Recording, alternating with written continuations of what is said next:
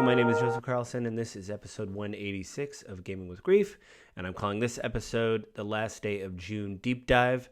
But I want to remind you guys that this podcast will hit my website, www.gamingwithgrief.com, Monday morning at 7 a.m. So please go there, leave a comment, let me know what you think of the show. Or you could subscribe to the podcast in either Apple iTunes, the Google Play Store, or Spotify. What else? Oh, yeah, you can write to me at gwgpodfellows@gmail.com. You can also follow me on Twitter at JustLittleJoe. The audio for the podcast also hits Monday morning at 7 a.m. on YouTube. So if you want to go there and listen to the pod, you can do that. So please support me in those ways. Give me the likes, the shares, the all the stuff like that. So, yeah, if you are joining me this week, you know that I played Last Day of June, and this is like the deep dive episode. And so what I want to do very quickly is I basically just I want to read some articles very quickly about I got some from Psychology Today. I use them a lot on the pod because I like the fact that, you know, a psychologist that maybe has experience in this area will talk about a subject and that it is reviewed by the other psychologists at Psychology Today before they publish it. So you get kind of this like peer-reviewed article thing. I know there's other, websites out there and things, but I don't know. There's just something about this. I just like this format. The articles are really easy to digest. They're short, and they. I just think they're amazing. So the first one I want to talk about. So in the last days of June, if you don't remember, I did an early thing yesterday where not yesterday, but the last episode I did a thing where I talked about, the last day of June. Basically, the two characters, Carl and June, were involved in a car wreck. Carl was driving. June died. There's some stuff I'm going to get into the spoiler thing about that, but he survived and is now in a wheelchair. So he's basically experiencing survivor's guilt, and I wanted to read about that from Psychology Today and what that is, what survivor's guilt is, and, just a general overview of this. So I'm just going to read a little bit. This article is a little bit shorter. It's more bullet points of things to do to help with survivor's guilt, but I still think it's important to read. And if you don't know what survivor's guilt is, I don't know why I'm having a hard time saying that word, you may know a little bit about it after this article. This is called What Everyone Should Know About Survivor's Guilt. It was written by Deanna Robb, and it was reviewed by Abigail Fagan. It hit Psychology Today. It was posted on January 26, 2018, so a fairly recent article. Survivor's guilt is something that people experience when they've survived a life-threatening situation and others might not have. It is commonly seen among Holocaust survivors, war veterans, lung transplants recipients, airplane crash survivors, and those who have lived through natural disasters such as earthquakes, fires, tornadoes, and floods. In her Psychology Today blog, Nancy Sherman, PhD, describes the phenomenon by saying the survivor's guilt begins with an endless loop of, quote, counterfactual thoughts that could have or should have done otherwise, though in fact you did nothing wrong, unquote. The symptoms of survivor's guilt vary, but here are some possible clues that someone is experiencing it. These are all bullet points. Having flashbacks, feeling irritable, having difficulty sleeping, feeling immobilized, numb, and or disconnected, being unmotivated, feeling helpless, having an intense sense of fear, experiencing physical symptoms such as headaches, stomach aches, and palpitations, having suicidal thoughts. In truth, it's not logical for someone to feel responsible for another person's fate, but guilt is not something we necessarily have control over. However, survivor's guilt is a normal response to loss. Not everyone experiences this type of guilt, but it's often a feeling that is difficult to shake. It's been said that some people are more prone to it, such as those who have a history of depression and low self-esteem. And then someone in the blog talks about, as a resident of Southern California who has been through 2 natural disasters in the past 2 months, I, as well as others in my community, am experiencing an intense sense of survivor's guilt. 2 different times I had to evacuate 2 hotels, first from fires and then mudslides, but luckily my home was unaffected by Mother Nature. I believe that when we experience survivor's guilt, it's a good idea to simply acknowledge it and call it what it is, because it doesn't go away if one represses these feelings. It's not about healing the guilt so much as it's about shifting one's perspective, and the passage of time can help immensely. In his book, Guilt, Shame, and Anxiety, Peter Bregan suggested that the way to remove ourselves from negative thoughts and feelings and replace them with common sense, rational views, and love. Here are some of the coping tips if you or someone you know has experienced survivor's guilt. Give yourself time to grieve. If I've talked about anything on this podcast, I think that's probably the most important thing to, and I think therapy helped me a lot with that. Before I went through the troubles, after I went through the troubles before therapies, my brain was in a weird place. I didn't know what was happening. And I think it's okay. Therapy has helped me identify the emotions that I had and what's going through my head and like how to process them and, just how to communicate, like, especially my wife and I having to go to couples therapy. It's a good way to be able to say, just like, there's so many times when I've said to my wife, I'm just going to say this and this is what this is going to sound like, but it's probably the wrong way to say it. And I guess at least giving an asterisk onto what you're about to say may seem weird, but just stating your emotions plainly and saying, this is how I feel, and them going, oh, wow, didn't know that. Okay, that is important, The next bullet point, sorry. Consider thinking about who is responsible, if anyone. That's a big deal, in the game especially. The car accident is, it is an accident, Carl is trying to steer out of hurting someone else. Someone's basically in the road. So he's trying to steer out of the road. It's rainy and there's an accident. So he was trying to do the right thing. He didn't know he was going to lose control of the vehicle and that June was going to die. But it seems like that's where he's stuck in, that he feels, that this is bad, that he's got these feelings. And I do like that. And he does, that the house is, I mentioned in the early impressions that the house is dark and drab. He's like out of food. He gets up at night. It looks like he's sleeping all day. He's got these normal things of survival guilt, The next bullet point is think about those who are close to you. Think about those who are close to you and how they feel about the situation. Remind yourself that when you're given the gift of survival and feel good about it. Try to be of service to something or someone or something. Remind yourself that you are not alone. Be patient. Share your feelings with those you trust. Try to stick to a daily routine. Consider journaling your feelings and get professional help. The journaling thing I did in therapy, I journaled certain things and I've been writing. I've been writing a little bit more lately and it feels really good.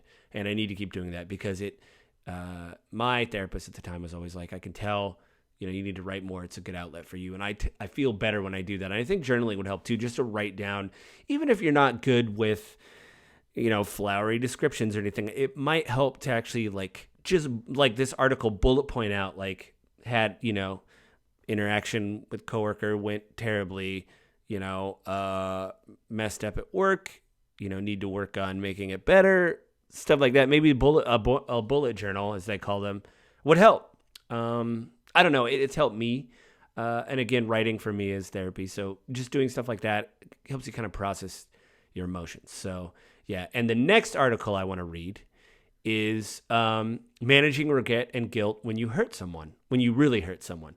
Daniel Marston, PhD, comparatively speaking, he wrote this. It was posted on June 27, 2021, and it was reviewed by Libya Ma, I think.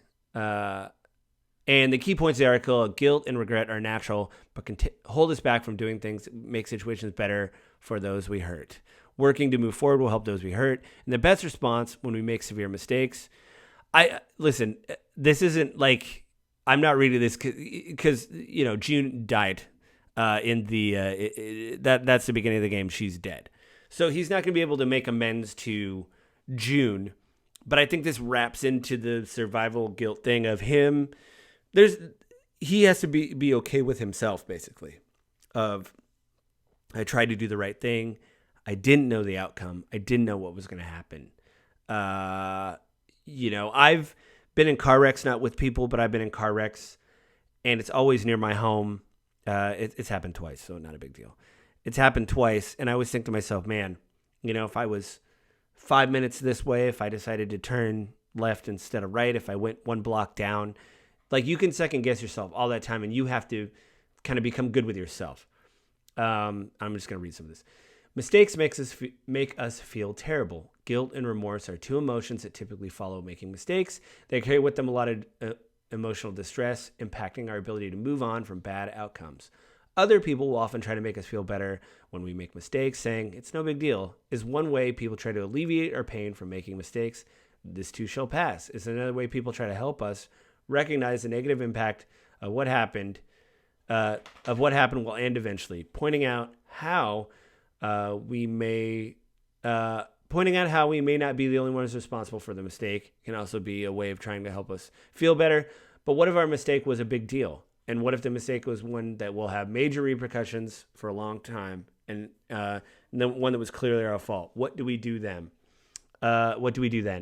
This is the game, right? What do you do when you know? I mean, his wife died. So what do you do? I'll continue with the article. I see people in therapy all the time face this dilemma. They know they messed up and know what they did hurt others. It may have been a bad business decision, ignoring a regulation that should not have been ignored, or not keeping close enough watch on a child. They may also have been engaging in an affair, revealing a secret that is never meant to be shared. When clients come in with these problems, they know they did something wrong and that they hurt others. They are not looking to be talked out of feeling responsible within, but they do want to know what to do with their pain. If you think of this as our natural, if you think of this from our animal nature, why we feel strongly after a major mistake can seem obvious. Animals are hardwired to react strongly to error. This prevents them from making the mistake again. Animals out in the wild with whom we share some behavioral patterns cannot afford to make major mistakes. Turn the wrong way when it's trying to escape a lion and you become lunch quick. There are more obvious explanations why mistakes impact us so much, but it does not say anything about how animals deal with mistakes. Animals respond quickly to mistakes as a way of avoiding them, but how exactly they respond can tell us even more how to handle major mistakes effectively. Here we go. This is going to talk about guilt. And then finally, there's a study of guilt for non-human animals. There hasn't been much studies done, but one was by Horowitz in 2009, found that dogs tended to show signs of feeling guilt, primarily in response to how their owners acted. What was interpreted as dogs feeling guilt was actually a response to actual cues. Research like this supports that guilt often comes about by perceiving of how others respond to mistakes. And here's another bullet pointed list, but I like this. Own up to your mistakes and do not hide them. Allow yourself to feel bad, but also remind yourself that the only way you're going to make things better is to focus on moving forward. This is a big deal for me at work. I think I'm pretty good at my job, but every once in a while you make a mistake. And I was telling a coworker this, and I was training him, and I said, listen, everybody makes mistakes. I made a mistake. You decide I made a mistake. We have to fix it. But it's someone's actions towards fixing it that I have a problem with. If you make a mistake and don't care and walk away, that's a problem. But if you want to sit down, work on, say, I made a mistake, I screwed up, I'll fix it. To me, that is more important. Like, we were at a job, it was far away. I made a mistake, but we're going to go back. We have to go back, not just to fix that mistake. There's other things there. So while I'm there, I can fix my mistake. I don't want to beat myself up about it too much because I know I'm going to go back and fix it. I have to talk to my boss, basically the person running the project, and say, listen, I screwed up. Can you order me this hardware? And I can go fix it. And to me, that's important. The idea of you just saying, I need to do this. I need to do this. I have to go fix this thing that I did. That is so important. And I wish more people do that. Number 2 on the bullet list, try to live in the moment, admit to yourself and others what you did, and find every other way you can to make things better. That's kind of what I just talked about. Focus on what you can do right now to make things better. This includes finding ways to make your problems, make up for the problems your mistake caused. Make clear to yourself and others that you're doing everything possible to learn from your mistakes. Use clear statements to those you hurt, showing that what you did, how it impacted them, and how you will have to face the consequences. The more direct you are and others, and the more direct you'll have to be about what they expect from you moving forward. If you feel stuck, be directed about the feeling to those you hurt, even if they do not know specifically what they expected. Even if they did not know what specifically they expect from you, it is still better to show that you're trying to move past. So yeah, maybe this is like a blindsided thing where you go to someone and say, hey, I'm sorry I did this. I'll try to be better. And, we project a lot on people sometimes about what we think we're doing or whatever. And maybe in the game, Carl is projecting a lot on himself, of like, what if I would have done this? If I would, like, kind of talked about it earlier, if I would have done this, if I would have done X, if I would have done Y, then, maybe things would have been different, but you can't do that. So I hope he doesn't. And, I think with that, these are all really interesting questions. I hope more of this is kind of fleshed out in the game. I played it a bit more. It seems interesting. The only thing I'm afraid of is I like the abstract nature of the game, the fact that people in the game, the characters aren't talking. They're using like a Simlish or a gibberish, like an Animal Crossing. I hope there's some kind of message conveyed, to show what is happening. And I'm not saying you can't ever, because I've seen silent things before and been moved. I just hope that will be able to come through at the end of the game. I hope I'm not wrong. So that's what these deep dive sections report, kind of come up with a thesis and check myself. And hopefully this is I would love for the game to talk about this stuff. I think this stuff's kind of under the surface, but maybe it could be more overt or something like that. So, I think with that, I think that's it this week, guys. I hope you enjoyed the episode. Next week we'll do a spoiler cast. I'll see if I was right. It's when I get to check myself and see if all these weird things I thought about the game when I'm playing it, if I'm right or wrong, and I'll do a spoiler cast of the game last day of June. So I think that's it this week. But I want to remind you guys that this podcast will hit my website, www.gamewithgrief.com, Monday morning at 7 a.m. Please go there and let me know what you think of the show. You can also write to me at gwgpodfellows@gmail.com. Again, go there, write to me, let me know what you think of the show, what I can do to improve, things like that.